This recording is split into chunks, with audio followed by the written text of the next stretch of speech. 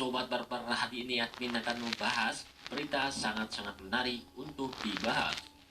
Hubungan antara Indonesia dan Rusia semakin dekat soal perkuatan militer. Antara lain, pelatihan perang bersama, pengadaan alutsista, dan lain-lain. Nah, melihat diplomasi antara kedua negara ini, Rusia dan Indonesia, semakin kuat. Karena Indonesia diwakili Menteri Pertahanan Prabowo untuk merayakan hari kemenangan Uni Soviet.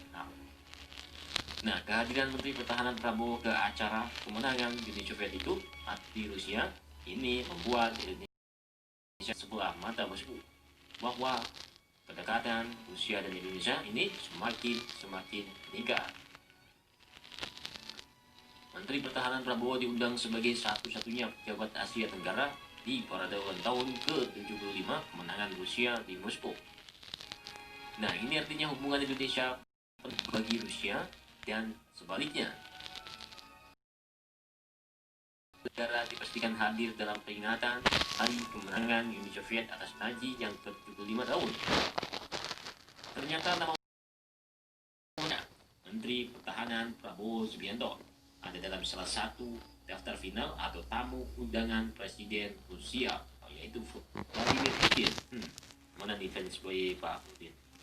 Baru pertama kali ini Indonesia diundang untuk menyaksikan berbagai alutsista di Rusia. Nah, apakah mungkin Prabowo akan melidik alutsista mematikan dari Rusia? Nah, entah itu rudal-rudal balistik antar benua yang bisa menghantam sasaran satu kabupaten. Rudal-rudal seperti inilah yang dibutuhkan setiap negara yang lagi memanas. Nah, untuk Indonesia saat ini adalah negara yang dominan membeli alutsista untuk bertahan atau pertahanan. Karena Indonesia adalah negara yang menjunjung tinggi perdamaian dunia. Nah, maka dari itu Indonesia kemungkinan besar belum membutuhkan soal persenjataan semacam rudal menyerang atau rudal balistik antar benua. Namun Indonesia sangat-sangat membutuhkan rudal anti udara, yaitu rudal seperti S-400 atau S-300. Nah, pertahanan udara kelas berat ini kemungkinan sangat dibutuhkan di Indonesia. Mengingat Laut China Selatan lagi memanas saat ini, adanya kekuatan besar antara Amerika dan China lagi bersetegar.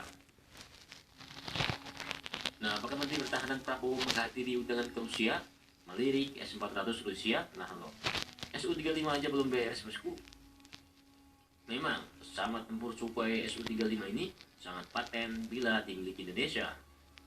Ini ditambah dengan kekuatan pertahanan udara S-400.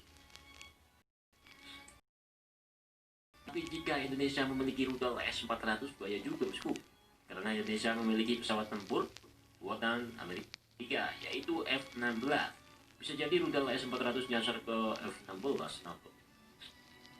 Nah, tidak bisa dianggap biasa bahwa baru pertama kali ini Rusia mengundang Indonesia untuk hadir di hari kemenangan Uni Soviet atau Rusia itu.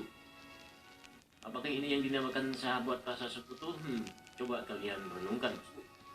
Suatu hal negara sudah pasti membutuhkan banyak sahabat untuk bekerja sama dan saling membantu.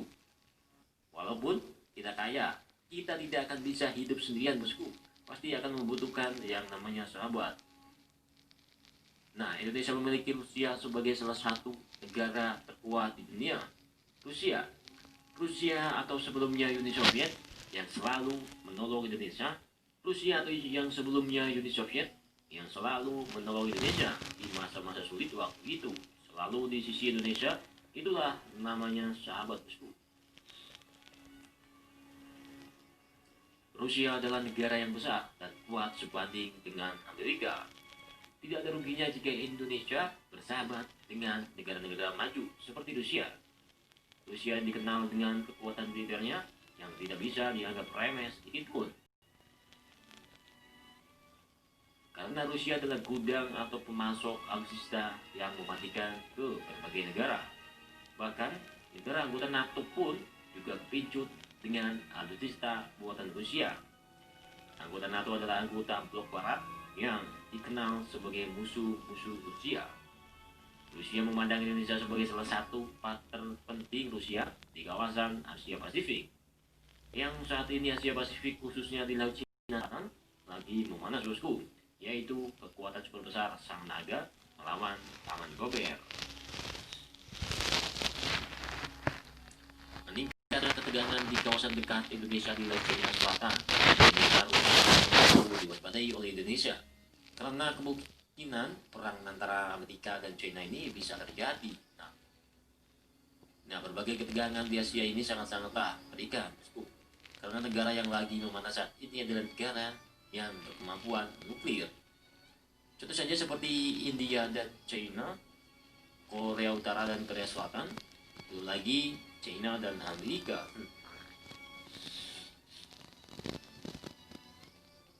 Bahkan ada pengamat militer yang pastinya bukan abal-abal, yaitu Robert Farley, bahwa perang dunia ketiga kemungkinan dimulai dari Asia. Dimana lagi kalau di Laut Cina Selatan antara China dan Amerika. Laut Cina Selatan telah lama menjadi wilayah perebutan antara Amerika Serikat dan China. Untuk saat ini konflik itu terjadi karena adanya perselisihan wilayah perdagangan dan sanksi perdagangan yang dijatuhkan terhadap China. Ketegangan antara dua adidaya Amerika Serikat dan China justru meningkat ke eskalasi tertinggi sejak berakhirnya Perang Dingin.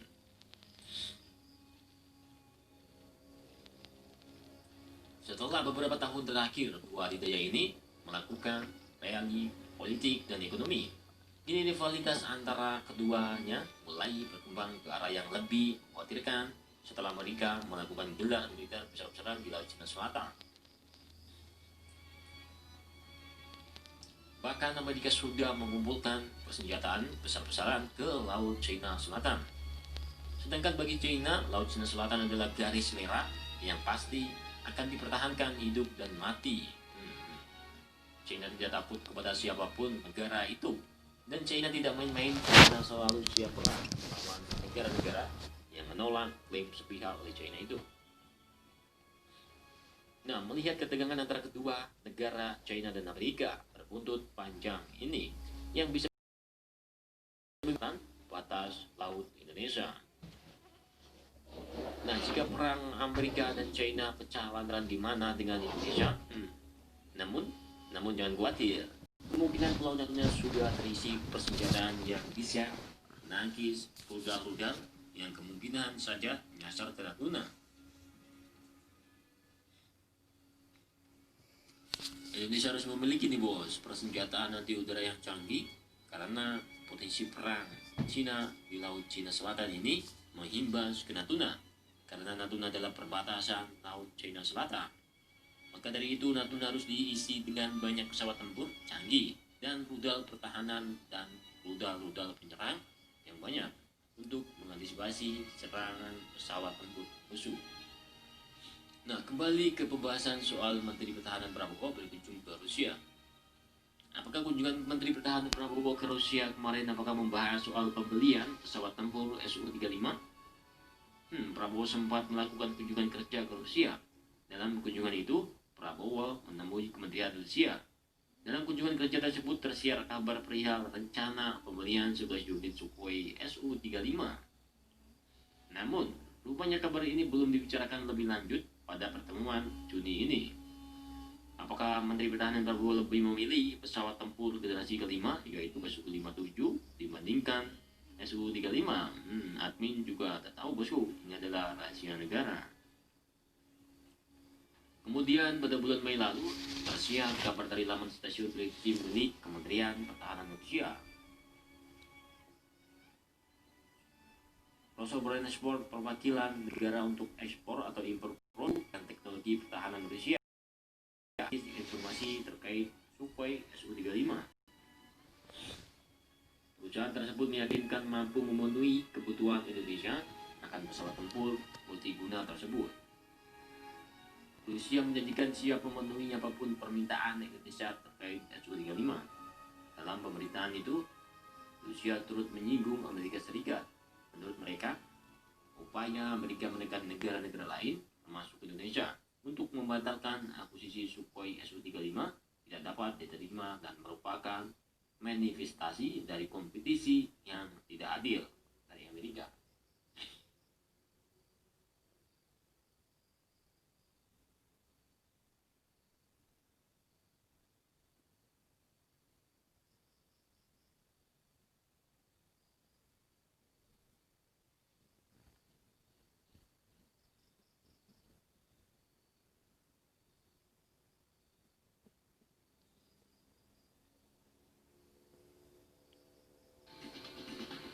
Masuknya kapal penangkap ikan asal Tiongkok ke wilayah perairan utara Natuna ditanggapi serius oleh TNI.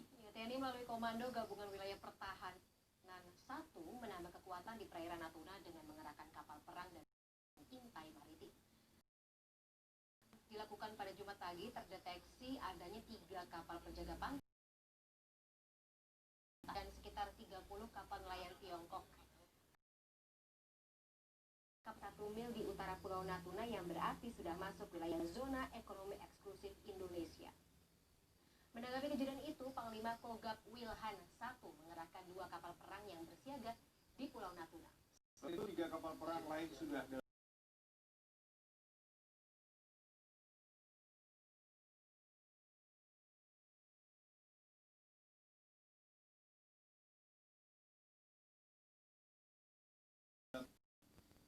menuju Pulau Natuna, maka total 5 kapal perang akan menjaga Laut Natuna. Intai dan sebuah pesawat jika situasi memanas, TNI pesawat tempur ke Pulau Natuna. Ya, jadi pelanggaran wilayah di Laut Natuna ini tidak hanya sekali ini. Jadi sejak saya jadi Panglima Koramada yang lalu, saya sendiri langsung terjun di lapangan dan di situ banyak sekali memang kapal-kapal asing yang melakukan penangkapan ikan secara ilegal. Dan sudah banyak juga yang sudah kita tindak, kita tangkap, diproses hukum dan ditenggelamkan di Natuna ini. Namun yang kali ini justru lebih masuk ke dalam lagi. Kalau yang lalu hanya di JTE di luar zona ekonomi landas kontiner. Nah, kalau yang tadi rombongan yang tadi pagi kita deteksi itu berada di dalam atau di selatan landas kontiner kita. Sehingga ini akan segera ambil tindakan yang tegas untuk para pelanggar di laut maupun penangkapan secara ilegal. Pemerintah Republik Indonesia menyatakan telah terjadi pelanggaran oleh kapal-kapal Tiongkok di wilayah zona ekonomi eksklusif Indonesia. Ditemui seusai rapat koordinasi tentang perkembangan situasi perairan Natuna di Kemenko Polhukam Jakarta Jumat siang, Menteri Luar Negeri Retno El Marsudi merilis 4 poin pernyataan resmi pemerintah terkait Natuna. Pertama, pemerintah Indonesia kembali menyatakan telah terjadi pelanggaran oleh kapal Tiongkok di wilayah ZEE Indonesia. Kedua, wilayah ZEE Indonesia telah ditetapkan oleh hukum internasional yaitu melalui UNCLOS 1982. Ketiga, Tiongkok ikut ambil bagian dari UNCLOS 1982. Oleh karena itu, Tiongkok wajib menghormati implementasi UNCLOS 1982. Keempat, Indonesia tidak akan pernah mengakui 9 deadline klaim sepihak yang dilakukan oleh Tiongkok yang tidak memiliki alasan hukum yang diakui oleh hukum internasional, terutama UNCLOS 1982. Kami sampaikan teman-teman dan dari rapat tadi juga disepakati beberapa intensifikasi patroli di wilayah tersebut dan juga kegiatan-kegiatan perikanan yang memang